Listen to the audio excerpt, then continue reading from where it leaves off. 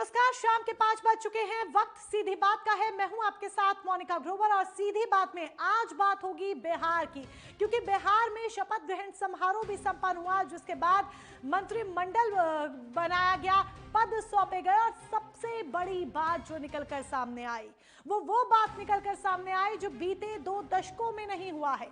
नीतीश के हाथ से गृह विभाग निकल गया है, फिसल गया है, या नीतीश ने खुद छोड़ा है। वो नीतीश कुमार जो 20 साल से गृह मंत्रालय अपने पास रखे हुए थे, 10वीं बार इस बार उन्होंने मुख्यमंत्री की शपथ तो ली, लेकिन सिर्फ सत्ता की चाबी मानिए उनको मिली है। स्टीयरिंग इस बार किसी और के हाथ में है।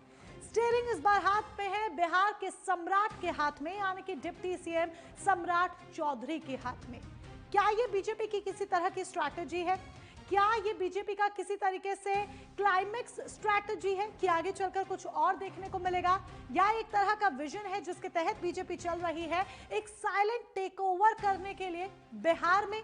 क्योंकि याद कीजिए वो बात जो गृह मंत्री अमित शाह ने कही थी सम्राट चौधरी को लेकर, जब प्रचार चल रहा था, गृह मंत्री अमित शाह ने भी कहा था कि सम्राट चौधरी को एक दिन बड़ा आदमी बना देंगे, और देखिए वही हुआ।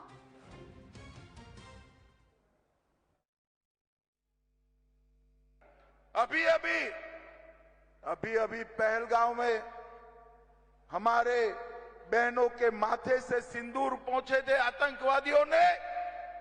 पहले ऐसी घटनाएं होती थी, कुछ नहीं होता, मगर नरेंद्र मोदी जी ने 10 ही दिन में ऑपरेशन सिंदूर कर पाकिस्तान के घर में घुसकर हमारी महिलाओं का सम्मान का बदला लिया। मोदी जी ने देश को सुरक्षित किया है। नीतीश जी और मोदी जी ने देश को बिहार को विकसित किया है। और भाइयों बहनों, आप सम्राट चौधरी को जिताकर भेज दीजिए, पूरे मुंगेर जिलों को हम बिहार का नंबर 1 जिला बना देंगे, नंबर 1। और तारापुर विधानसभा 243 विधानसभाओं में विकास के मामले में टॉप पर होगी, टॉप पर। मगर हमने तारापुर वालों आपको तो बनाया उप मुख्यमंत्री दे दिया है, उप मुख्यमंत्री। और आप भरोसा रखिए, सम्राट जी को प्रचंड बहुमत से जिताइए, मोदी जी सम्राट जी को बड़ा आदमी बनाएंगे, बड़ा आदमी बनाएंगे।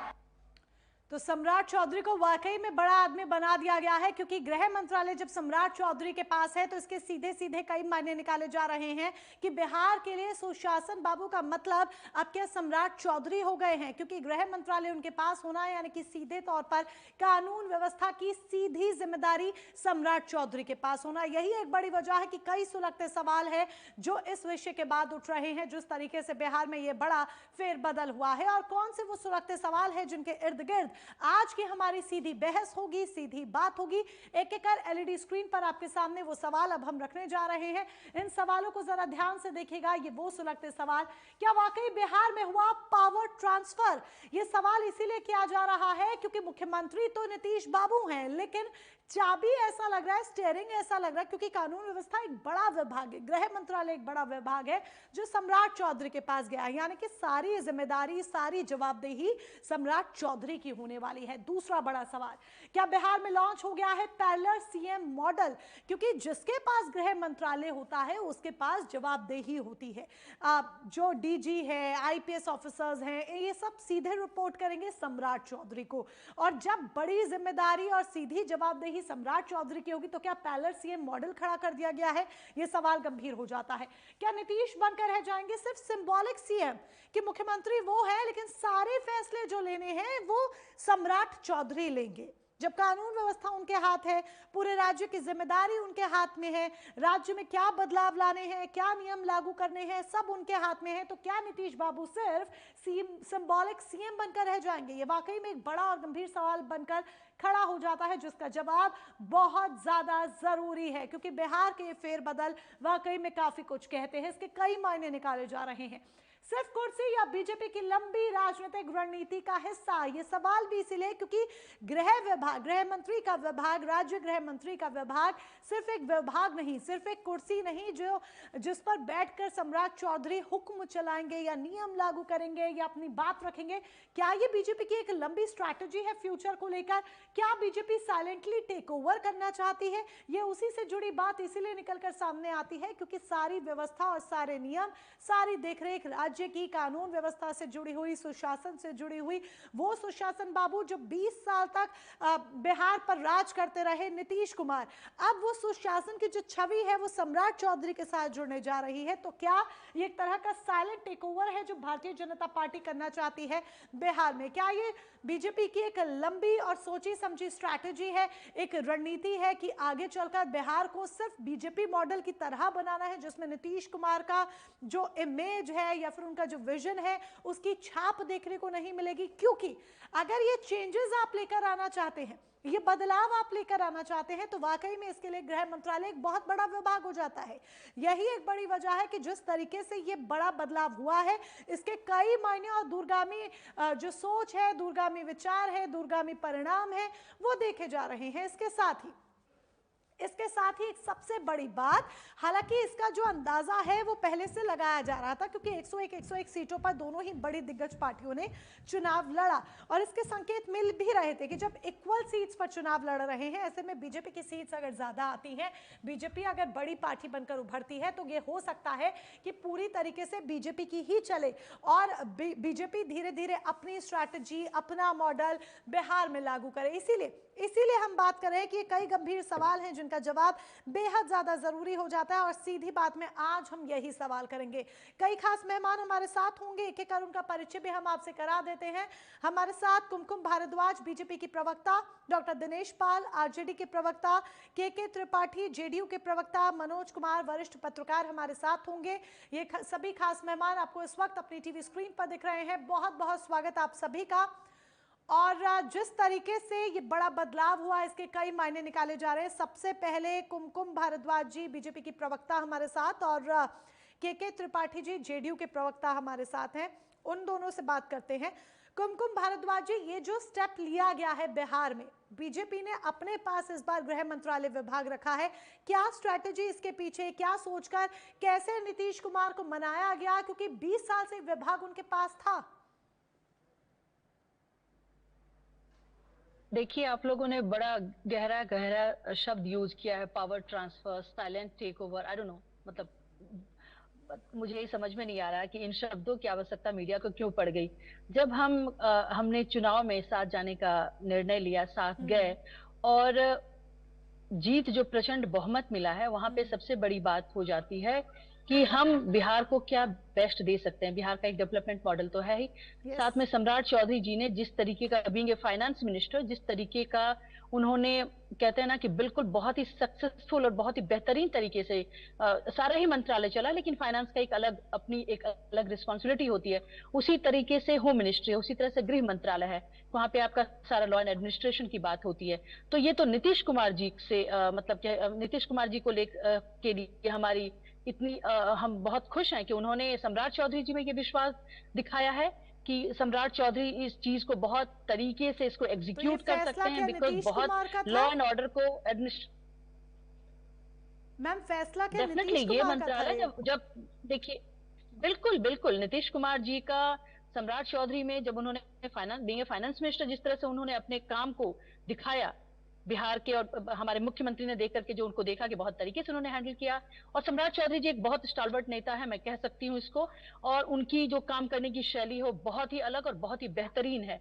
तो वो विश्वास के तौर पे, और सम्राट चौधरी जी एक बेहतरीन तरीके से बिहार को चलाएंगे, उसके लॉ एंड ऑर्डर को चलाएंगे, और ये उसकी सौगात है नीतीश कुमार जी की तरफ से, एक विश्वास है। और वो मेन है कि वो रिस्पॉन्सिबिलिटी, उनको पता है कि ये उस रिस्पॉन्सिबिलिटी को फुलफिल कर पाएंगे, इसलिए ये विश्वास तो फिर दिखाया तो गया है सम्राट जी ने। चौधरी की वाकई में बहुत दाद देनी होगी कि 20 साल से जो विभाग वो अपने पास रखे हुए थे, क्योंकि गृह मंत्रालय को सिर्फ बिहार ही नहीं, किसी भी राज्य की अगर आप बात कर लीजिए, गृह मंत्रालय को एक पावर विभाग के तौर पर देखा जाता है, एक पावर डिपार्टमेंट के तौर पर देखा जाता है कि जिसके पास गृह मंत्रालय है उसी के पास मान लीजिए कि सारी पावर है, सारी ताकत है।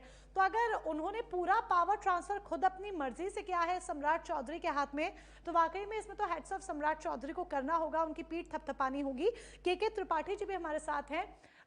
कुमकुम जी कह रही हैं नीतीश कुमार का ये फैसला था। के त्रिपाठी जी, मैं आपसे जानना चाहूंगी, नीतीश कुमार के मन में ऐसा क्या था कि भाई उनका फैसला ये कि 20 साल से जो विभाग, जो पावर वो अपने पास रखे हुए थे, सीधे सीधे पूरा जो पावर ट्रांसफर है वो सम्राट चौधरी को दे देते हैं? देखिए मोनिका जी, जरा उस पे जो हमारा संविधान कहता है, हेड ऑफ द स्टेट जो होता है वो सीएम होता है। चीफ मिनिस्टर की तो मतलब मिलजुल करके सबकी रिस्पॉन्सिबिलिटी कैबिनेट की होती है, जवाबदेही होती है। और उसमें जो मुख्यमंत्री के पद पे होता है, तो चाहे वो आपका गृह विभाग हो, चाहे वो वित्त विभाग हो, चाहे सामान्य प्रशासन हो, जितनी भी फाइलें हैं, बगैर मुख्यमंत्री के अप्रूवल पे कोई डीएम, कोई एसपी, कोई बड़े अफसरों का एसडीएम, इनके कोई परिवर्तन नहीं कर सकता है। दस्तखत फाइनल किसके होंगे? माननीय नीतीश कुमार के। ये सामान्य प्रशासन में ही सारा कुछ है। ये हमारा जो संविधान है उसमें सारी व्यवस्था है और पूरी कलेक्टिव रिस्पॉन्सिबिलिटी। आप पूछिएंगे कि भारत सरकार का गृह क्यों नहीं मिला?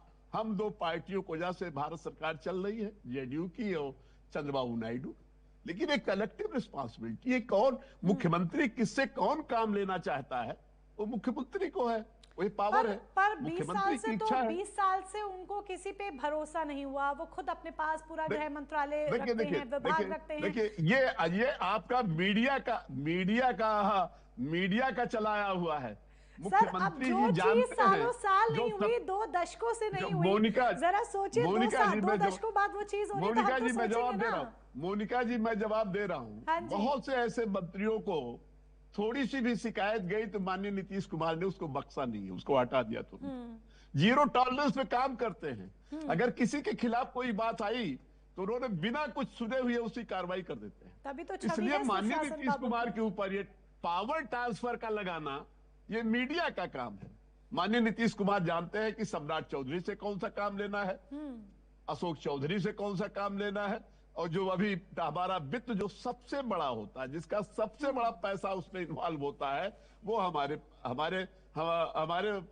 पक्ष में आया, चौधरी साहब को मिला। तो ये सारी चीजें जो है वो मुख्यमंत्री का प्रोटोकॉल है। मुख्यमंत्री किस पे भरोसा करते हैं?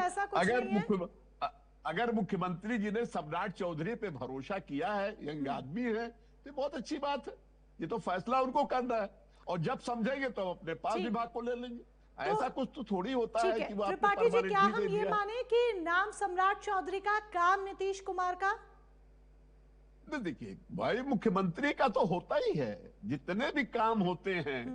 अब जैसे हमारे यहाँ योगी आदित्यनाथ जी हैं, तो सारा काम, सारा क्रेडिट तो माननीय योगी आदित्यनाथ को मिल रहा है। वो तो कलेक्टिव रिस्पॉन्सिबिलिटी है ना। कैबिनेट जो होता है वो कलेक्टिव रिस्पॉन्सिबिलिटी है, बराबर का है, सबका सहयोग होता है, सब काम करते हैं। अच्छा परफॉर्मेंस करता है जनता, उसकी ताकत को समझती है। और जब दोबारा गवर्नमेंट बदलती है, जब मोनिका जी दोबारा गवर्नमेंट बनती है, तो उसको पुरस्कार भी दिया जाता है। अगर किसी कैबिनेट मिनिस्टर ने अच्छा काम किया तो उसको चीफ मिनिस्टर उसको आगे भी करते हैं। ऐसा नहीं कि चीफ मिनिस्टर सबको एक ही साथ लगाते हैं, उसमें देखते कौन सा व्यक्ति अच्छा काम कर रहा है, कौन सी जनता के नजरों में बेहतर रिस्पांस दे रहा है, तो उसकी सबकी मॉनिटरिंग होती है। और सीएम के पास तो सबकी फाइल होती है। बिना सीएम के दस्तखत के कोई भी ट्रांसफर पोस्टिंग नहीं होती है। ये बिल्कुल आप निकाल दीजिए, ये सामान्य प्रशासन का नियम है। फाइल जब तक फाइल चीफ सेक्रेटरी करेंगे, उसके बाद माननीय नीतीश कुमार उस पर दस्तखत करेंगे, तब वो जारी होगा। तो यानी कि ये मिला, इसलिए उसमें कंफ्यूजन मत पैदा करिए। अच्छा, कंफ्यूजन पैदा नहीं करें। कंफ्यूजन हो रही है, इसीलिए तो कोई फायदा नहीं होगा। कंफ्यूजन हो रही है त्रिपाठी साहब, इसीलिए तो आज बात करनी पड़ रही है कि ये अचानक से बिहार में हो क्या गया।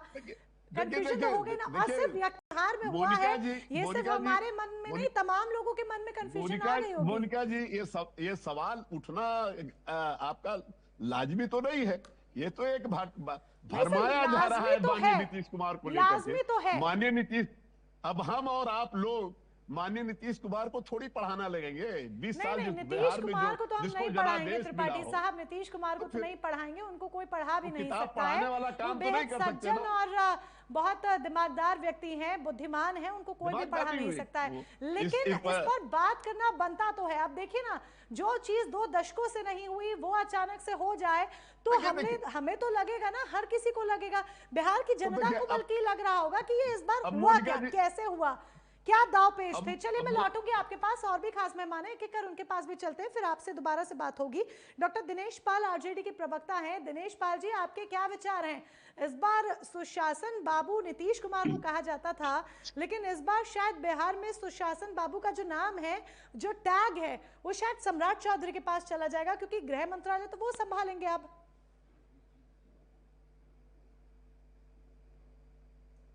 मोनिका जी, बाबू आप ही जैसे कुछ मीडिया के पत्रकार कहते थे, और कुछ उनके जो सत्ता का लाभ लेने वाले उनके जो इर्द गिर्द कुछ घूमते थे वो कहते थे।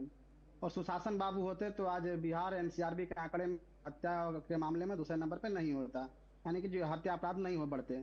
और उस तरह का 71 करोड़ घोटाला हो, या 62,000 करोड़ का घोटाला हो, या सृजन घोटाला हो, या मुजफ्फरपुर बालिका गृह कांड हो, ऐसा नहीं होता अगर सुशासन बाबू होते तो। सर, जब आपकी तरफ आ जाते हैं तो सुशासन बाबू बन जाते हैं, जब आपके पाले से वापस बीजेपी के पाले में चले जाते हैं तो सुशासन बाबू की इमेज खत्म हो जाती है। मोनिका जी, आपने सवाल किया, कुछ मौका दे, सुन लीजिए, हमने बड़ा बारीकी बड़ा ही। चलिए, ये मेरा दूसरा सवाल रहा, इसका बाद में जवाब दीजिएगा। मोनिका जी, बड़ा धैर्य के साथ हमने सुना, आप इस उम्मीद सुनेंगी। सवाल किया, जवाब सुनिए। आपको आश्चर्य हो रहा होगा, लेकिन मुझे कोई खास आश्चर्य नहीं हो रहा है, क्योंकि अगर आप शुरुआत से देखेंगे तो पिछले कई महीनों से ऐसी स्थिति बनी थी नीतीश बाबू की कि लग रहा था कि उनसे कोई हस्ताक्षर करवा रहा है, और कई आनंद फानंद में चुनाव के समय योजनाओं की घोषणाएं ट्विटर से हो रही थी।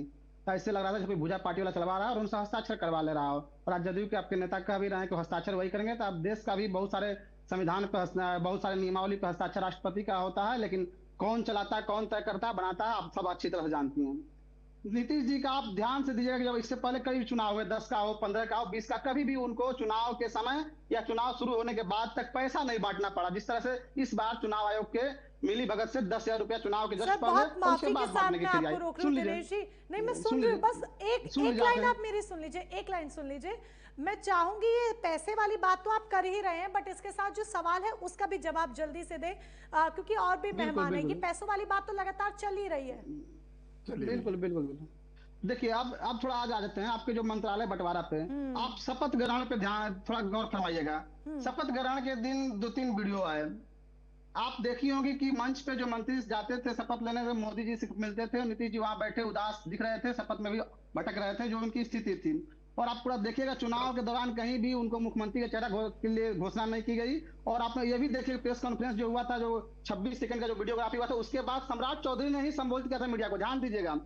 उसके बाद आप ये भी देखिएगा कि नीतीश जी मोदी जी से जाकर एयरपोर्ट पे पैर पड़ रहे थे, गिड़गिड़ा रहे थे कि गृह मंत्रालय रहने दीजिए। आपने ज्ञानेश कुमार को बड़ा मैनेज करके इस तरह का जनादेश लाया है, लेकिन गृह मंत्रालय मुझसे नहीं छीनिए। मोदी जी नहीं सुने और चले गए। और हम लोग शुरू से कह रहे हैं कि गुजराती चला रहे हैं बिहार की सरकार को, और सम्राट चौधरी को दे दिए। दूसरी बात, आप एक चीज देखिए कि नीतीश जी और मोदी जी दोनों लोग परिवारवाद पे खूब प्रवचन देते रहे। और आपको जान के बड़ा आश्चर्य होगा कि बिहार में पहली बार ऐसा हुआ है कि जिस एक प्रत्याशी जो 327 वोट मात्र लाया, उस प्रत्याशी करता था मतगणना में, वह मंत्री बन गया। और मंत्री को मतलब जैसा लगा देखने गया, वो पकड़ुआ मंत्री बन गया। दूसरी तरफ की परिवारवाद पे बोलते हुए सम्राट चौधरी, आप जान ही रही हैं, सुखविंदर चौधरी के बेटा हैं, जो कि सामूहिक हत्या के अभियुक्त रहे हैं, उनको गृह विभाग दे दिया। जो खुद ही सामूहिक हत्या का अभियुक्त रहा हो, जो नाम का घोटाला किया हो, राकेश कुमार सम्राट चौधरी बना हो, जो डिग्री घोटाला किया हो, अब वो गृह मंत्रालय संभालेगा। और गृह मंत्रालय कल उनको मिला, और कल ही वीआईपी के नेता का मोतिहारी में हत्या हो गई, और आभूषण कारोबारी की वैशाली में हत्या हो गई।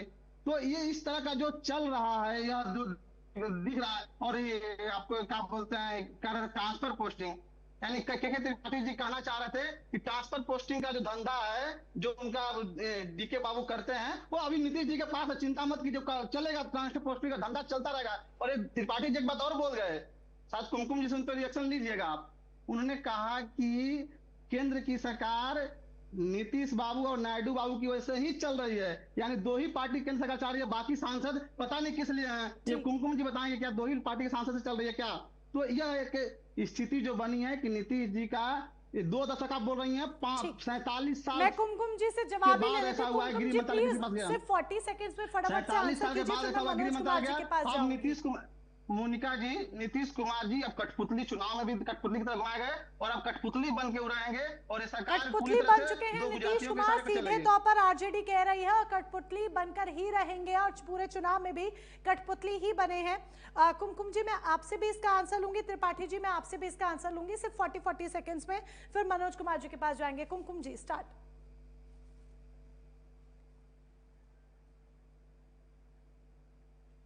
सुन पा रही हैं कुमकुम जी?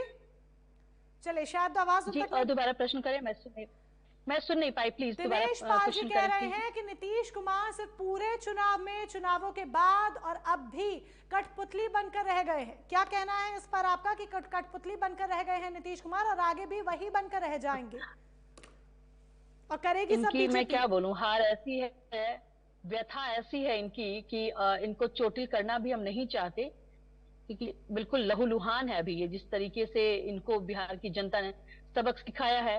कभी ये शुरुआत किए कि सुशासन बाबू अब वो नहीं रहे, उन्होंने सीधे सीधे अटैक किया, फिर दोबारा कह रहे हैं कि हमारे हाथों की किस कठपुतली बन करके रह गया।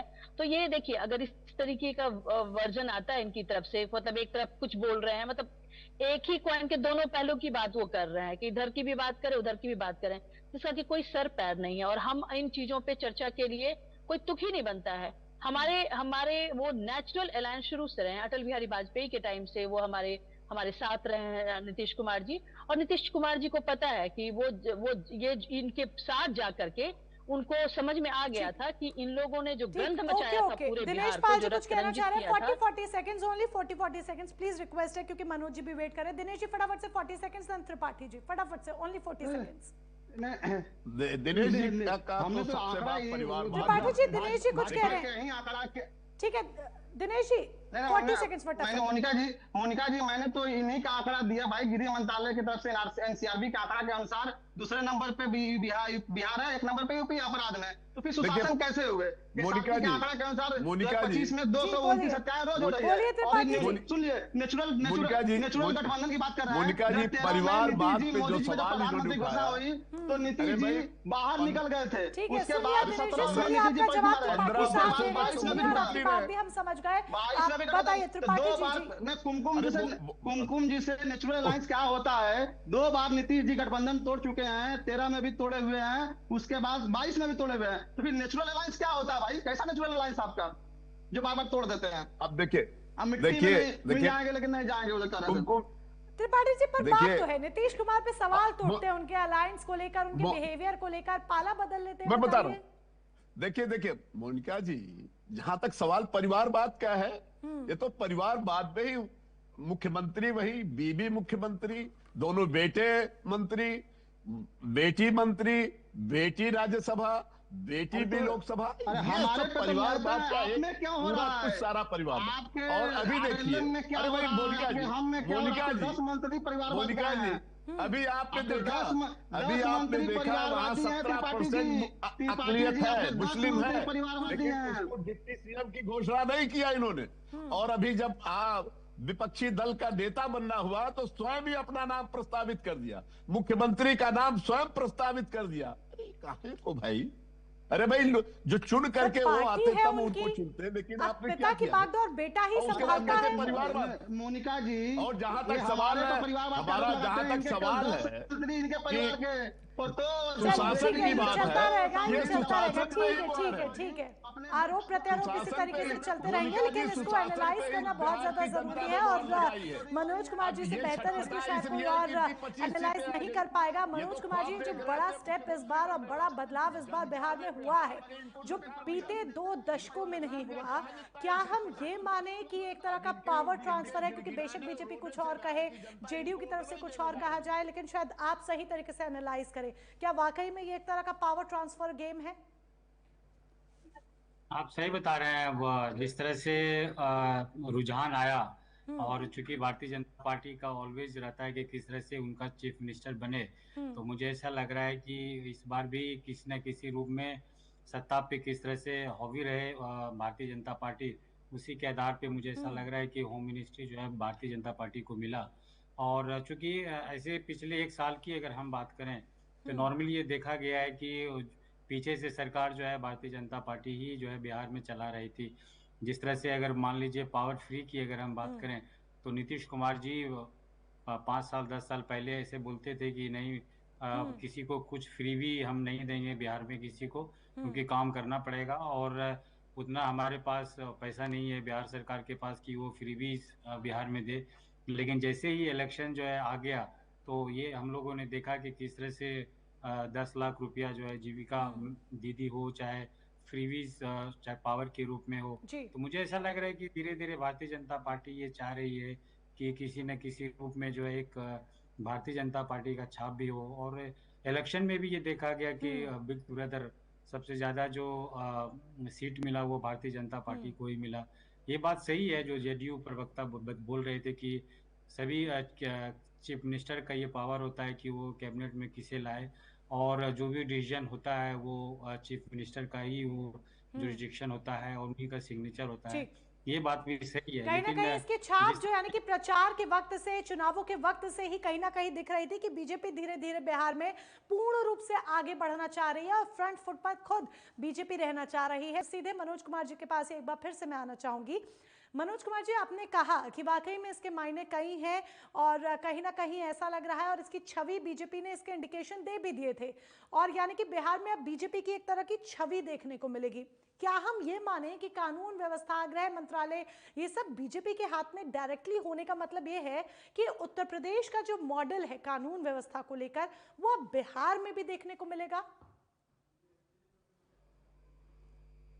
है कि इस तरह का मॉडल जो है उनको अपनाना पड़ेगा और भारतीय जनता पार्टी को एक छाप भी छोड़ना पड़ेगा कि जिस तरह से शासन बाबू के नाम से नीतीश कुमार जी जाने जाते हैं और स्वाभाविक है एक अपॉर्चुनिटी के साथ साथ मुझे लगता है एक चैलेंज भी है, क्योंकि जिस तरह से 20 साल से जो नीतीश कुमार जी का शासन रहा सुशासन बाबू के नाम से जाने गए और क्राइम भी जो है कंट्रोल हुआ और जिस तरह से उन्होंने स्टेप्स जो भी लिया वो उसमें एक्सेप्टेड रहा, चाहे वो आरजेडी के साथ भी गए तब पर भी वही सुशासन बाबू का मॉडल रहा और वही उनका जो क्राइम कंट्रोल का था वो सेम मॉडल था। एक बात ये है कि नीतीश कुमार जी पे अटैक करना आरजेडी के लिए या महागठबंधन के लिए बहुत दिक्कत हो जाता था, क्योंकि दोनों का शासन करने का पद्धति एक ही था, क्योंकि मुख्यमंत्री एक ही होते थे। तो मुझे ऐसा लग रहा है कि जो आपका क्वेश्चन था कि क्या लंबी राजनीति का एक हिस्सा है, तो ये बात सही है। मुझे लग रहा है कि भारतीय जनता पार्टी की एक रणनीति रही है कि किसी न किसी रूप में जो है एक सुशासन के रूप में जो है भारतीय जनता पार्टी की अगर सरकार नहीं भी हो लेकिन अगर होम मिनिस्ट्री के रूप में भी एक अच्छा सुशासन दे पाता है, लॉ एंड ऑर्डर को कंट्रोल रहता है, तो बहुत बड़ी अचीवमेंट होगी। और अपॉर्चुनिटी के साथ साथ मुझे लग रहा है कि चैलेंज भी होगा। लगता है ये जो बुलडोजर मॉडल है, बुलडोजर एक्शन है, काम करने का जो तरीका है सीएम योगी आदित्यनाथ का, हमने जो यूपी में कानून व्यवस्था को लेकर देखा है, मध्य प्रदेश में जो कानून व्यवस्था को लेकर देखा है, अब वही सिमिलरली सेम चीजें बिहार में, सेम मॉडल, सेम चीजें आगे चलकर देखने को मिल सकती हैं। हाँ, मुझे ऐसा लग रहा है कि मुझे ऐसा लग रहा है कि इस तरह का मॉडल दिखने को आने वाले समय में दिखेगा, क्योंकि आज भी एक जो क्रिमिनल थे वो बेगूसराय में वहाँ पे भी देखा गया कि एनकाउंटर के द्वारा उसे अरेस्ट किया गया। तो कुछ ना कुछ जो है मुझे ऐसा लग रहा है कि छाप छोड़ने के लिए भारतीय जनता पार्टी को कुछ ना कुछ करना पड़ेगा। त्रिपाठी जी कैसे डिफेंड करेंगे आप? देखिए मनोज कुमार जी भी यही बात कह रहे हैं कि दबदबा नीतीश कुमार का अब कम हो जाएगा और जो छवि है बिहार में वो अब मान लीजिए एक तरह से सीधे सेंट्रल तौर पर बीजेपी की होने वाली है। देखिए मोनिका जी, परिवर्तन तो प्रकृति का नियम है और परिवर्तन होना भी चाहिए और परिवर्तन ना होता तो हम 15 साल से जंगल राज से मुक्त कैसे कराते बिहार। बिहार को बचाने का काम तो माननीय नीतीश कुमार ने किया है और उस माननीय नीतीश कुमार के सुशासन बाबू की किताब हमने नहीं दिया, वहां की जनता ने दिया है, हमारी पार्टी का दिया हुआ नहीं है। वो तो जनता का दिया हुआ है। उन्होंने काम किया, उन्होंने क्राइम को रोका। क्राइम 3 चीजों से उन्होंने जीरो टॉलरेंस पे बात की, 3 सी पे, क्राइम, क्रिमिनल और कास्ट। पर तो सर त्रिपाठी जी पर एक ना। मिनट के लिए भी मन में ये नहीं आ रहा, आपने कहा जनता का दिया हुआ है, वाकई में जनता का दिया हुआ है। एक बिल्कुल अगर दिया हम हुआ है। सुशासन बाबू बोलते हैं तो is equal to Nitish Kumar, यही आता है।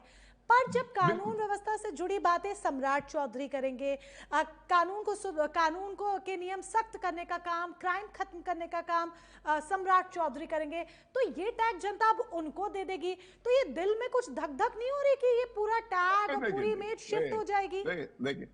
देखिए मोनिका जी, हमारा गठबंधन धर्म है और हमारे, आपने पहले इंट्रो में कहा है कि समता पार्टी से लेकर के एक लंबे अरसे तक हमारा गठबंधन रहा। हाँ। हमने वो दौर भी देखा है जो देश का डिफेंस मिनिस्टर माननीय जॉर्ज फर्नांडीज, रेलवे मिनिस्टर माननीय नीतीश कुमार, एमओएस दिग्विजय भाई, 4 मंत्रालय हमारे पास थे। तो इस तरीके का नहीं होना चाहिए।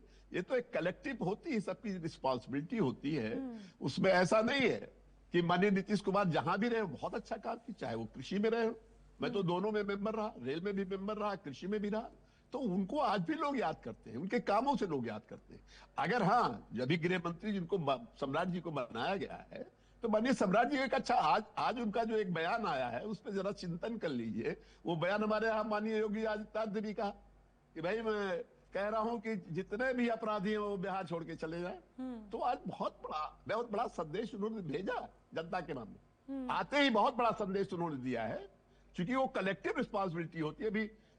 अभी उसके पहले ही कैबिनेट की बैठक हुई, निर्णय लिया होगा और उसमें उनको चर्चा करके बहुत बड़ा दिल आप रख रहे हैं कि कलेक्टिव रिस्पॉन्सिबिलिटी होती है। बहुत बड़ा दिल रखकर आपने इस बार जो ये फैसला लिया है पार्टी ने आपके, और जिस तरीके से कुमकुम जी ने भी कहा कि नीतीश कुमार का फैसला था, तो ये तो आपने वाकई में बहुत बड़ा दिल इस बार रखा है। और कुमकुम जी, सवाल आपसे अभी एक सेकंड में इसका जवाब कुमकुम जी आपके देना चाहता हूं। हमारी सीटें कितनी थी पिछले बार? 43। बड़ा दिल किसने दिखाया? बड़ा दिल किसने दिखाया मोनिका जी? बीजेपी, जिसकी सबसे ज्यादा सीटें थी। बीजेपी ने क्या बड़ा दिल नहीं दिखाया? तो हमको भी तो करना पड़ेगा भाई मोनिका जी। तो चलिए एक बार उन्होंने किया, इस बार अब मोनिका जी, गाड़ी जो है ऐसे नहीं चलती है, 2 पहिए से चलती है ना, तो उसमें बराबर का एक बार उन्होंने गाड़ी का स्टीयरिंग सही तरीके से संभाल के बैलेंस किया, अब इस बार आप कर रहे हैं बस। अब आप देखिए, तो इसको हम शर्त माने क्या? इसको हम शर्त माने या फिर एक थैंक्सगिविंग एक्ट माने? नहीं मोनिका जी, 3 दिन तक माननीय नीतीश कुमार ने ओथ नहीं लिया था। क्यों नहीं लिया था? उन्होंने कहा था कि भाई आप सबसे बड़ी पार्टी है, कम फॉरवर्ड। दिनेश जी अपनी मुस्कुराहट कंट्रोल नहीं कर पा रहे त्रिपाठी जी, दिनेश जी के पास मैं जाना चाहती हूँ। लेकिन प्रधानमंत्री और गृह मंत्री ने नहीं कहा। उन्होंने कहा हम जनता के बीच वादा कर चुके हैं, आपको प्रोजेक्ट कर चुके हैं, इसलिए हम पीछे नहीं हटेंगे। ये मामूली सैक्रिफाइस है, ये भारतीय जनता पार्टी का मामूली सैक्रिफाइस। और उसके बावजूद भी सरकार किसकी वजह से देश की चल रही है? तो बहुत अच्छी तरीके से आप लोग बैलेंस कर रहे हैं कि एक कदम बीजेपी उठाती है तो दूसरा कदम आप लोग उठा रहे हैं, चाहे वो उसे थैंक्सगिविंग एक्ट कहें या फिर आप उसे किसी तरह की कोई शर्त कहें। भाई उनसे वित्त मंत्रालय भी तो लिया गया, बहुत बड़ा मंत्रालय है। अब उसकी कीमत लोग नहीं समझते हैं। वित्त माने बगैर उनके दस्तखत के पैसे नहीं मिलेगा। आप चाहे पैसा तो बहुत बड़ी चीज है, पैसे से ही तो सब चल रहा है, पैसा तो बहुत बड़ी चीज है। चलिए दिनेश जी के पास भी चलते हैं, समझे त्रिपाठी जी, दिनेश जी के पास भी चलते हैं। जी दिनेश जी, बड़ी देर से आप मुस्कुरा रहे हैं त्रिपाठी जी की बातें सुनकर, और आपके चेहरे की मुस्कुराहट देखकर मैं अपने चेहरे की मुस्कुराहट नहीं रोक पा रही हूँ। तो दिल जरा खोल कर अपनी बातें कहिए। दिनेश जी के त्रिपाठी जी उत्तर प्रदेश, त्रिपाठी जी की भाव पूजेगा नहीं, हमारे गांव में कहावत है। ठीक है त्रिपाठी जी, दिनेश जी को भी सुन लेते हैं। ओके दिनेश जी को भी सुन लेते हैं, बड़ी देर से इंतजार कर रहे हैं। बुढ़ापा में पहुंच गए, नीतीश जी की तरफ बौखलाइए मत, बेचैन मत। ये सुनिए, आपके जब नेता ही गोड़ पे पड़ के, पैर पे पड़ के गिड़गिड़ा लिए एयरपोर्ट पे और गृह मंत्रालय नहीं मिला, तो आपके पास बोलने के अलावा है क्या? जदयू के नेताओं ने पोस्टर लगाया टाइगर अभी जिंदा है, अब लग रहा दंतहीन टाइगर है जिसके पास दांत ही नहीं है। तो स्थिति ये आ गई है। आपने कहा कि योगी मॉडल, योगी जी में और सम्राट चौधरी में 2-3 समानताएं हैं। एक समानता तो ये है कि योगी जी का नाम अजय कुमार सिंह बिष्ट था, उन्होंने आदित्यनाथ योगी कर लिया। सम्राट चौधरी का नाम राकेश कुमार था, सम्राट चौधरी कर लिए। योगी के ऊपर जब आपको याद होगा 2014 का उनका एफिडेविट देखेंगे, चाहे 17 का एमएलसी का, तो उनके ऊपर कई केस थे, हत्या का भी आरोप था, केस था, और उनके दंगा भड़काने का भी था। और सम्राट चौधरी पे भी सामूहिक हत्या के अभियुक्त रह चुके हैं। एक समानता ये भी है, डिग्री का तो घोटाला छोड़ ही दीजिए।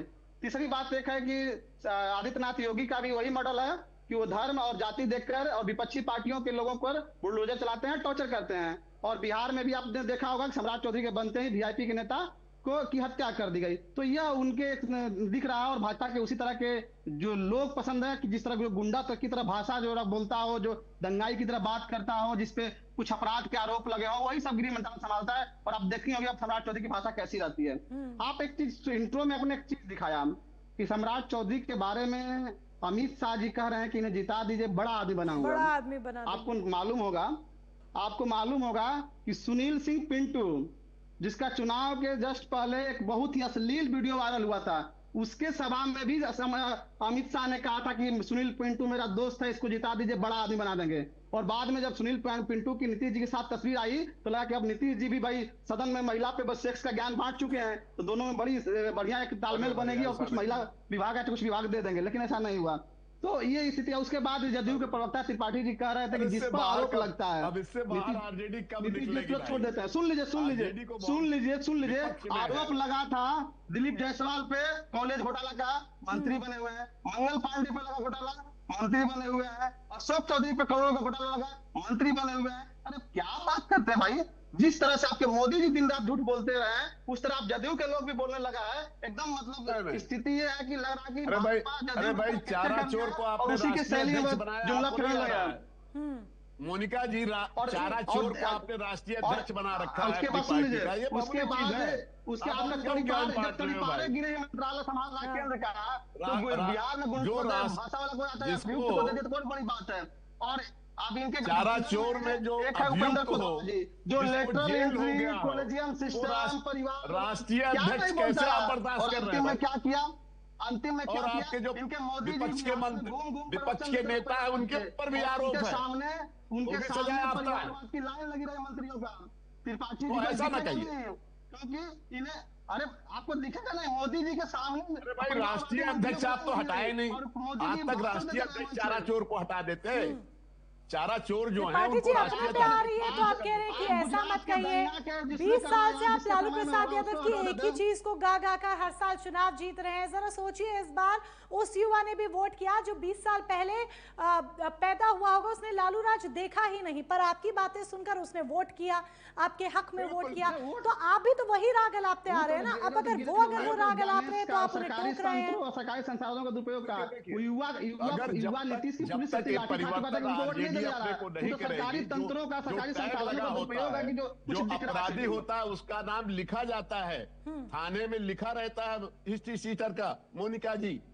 तो बड़ा आसान काम नहीं धुलने से, बड़ा बड़ा चेहरा बना लेने से, हेलीकॉप्टर से चलने से कोई चेहरा नहीं बनता। ये फैक्ट है, और इस फैक्ट से शायद आप दोनों ही पार्टीज के लिए मैं कहूंगी कि आप दोनों ही पार्टीज के आसान काम नहीं है, भरना बहुत मुश्किल और टेढ़ी चीज है, क्योंकि जो एक बार जो इमेज बन जाती है वो बन जाती है। तभी तो उस इमेज की हम मनोज जी से भी डिस्कशन कर रहे थे कि क्या बीजेपी की जो इमेज है वही बिहार में देखने को मिलेगा। चले कुमकुम जी के पास भी चलते हैं। कुमकुम जी देखिए, अब सम्राट चौधरी के पास जब गृह विभाग है, गृह मंत्रालय है, तो अगर जो शुरुआत के 100 दिन है इनकी बात कर लें, प्राथमिकताएं क्या होंगी, कौन से बड़े कदम उठाए जाएंगे सम्राट चौधरी की तरफ से सबसे पहले, भारतीय जनता पार्टी की तरफ से सबसे पहले? अभी मैं सभी प्रवक्ताओं को और आपको भी सुन रही थी, और इनफैक्ट वरिष्ठ पत्रकार को भी सुन रही थी। सबसे पहले मुझे कहना है मोनिका जी, सिंस मैं एक स्पोर्ट्स वुमेन हूं तो मैं थोड़ा सा उसका उदाहरण देती हूं, और सभी लोग शायद उन्होंने कहीं ना कहीं टेलीविजन पे देखा होगा। एक रिले रेस होता है, और रिले में एक बैटन जो है वो ट्रांसफर करना होता है अपने दूसरे पार्टनर को, ठीक है, और जीतना है तो पूरे रेस को जीतना है।